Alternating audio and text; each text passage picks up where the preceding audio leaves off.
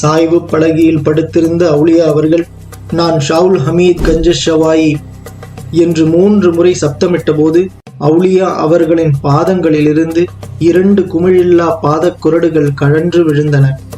நாகூர் தர்காவில் இருக்கும் நாகூர் ஆண்டகியின் குமிழில்லா பாதக்குரடு போலவே குமிழில்லா காலனி ஒன்று பன்ருட்டி தர்காவிலும் இன்றும் இருந்து வருகிறது. ஃபனாஃபி ஷேக் என்ற உயர்ந்த பதவியை அடைந்துவிட்ட அவுலியா அவர்களின் மூச்சோட்டத்தில் ஹூ ஹூ என்ற துணி மட்டும் இழைந்து ஓடிக்கொண்டிருந்தது. அடுத்த சில மணித்துளிகளில் அவுலியாவின் உயிர் பிரிந்தது. இன்னா லில்லாஹி வ இன்னா இலைஹி ராஜிஊன். அவுலியா அவர்கள் வாழ்ந்த தவச்சாலையிலேயே அவர்கள் நல்லடக்கம் செய்யப்பட்டார்கள்.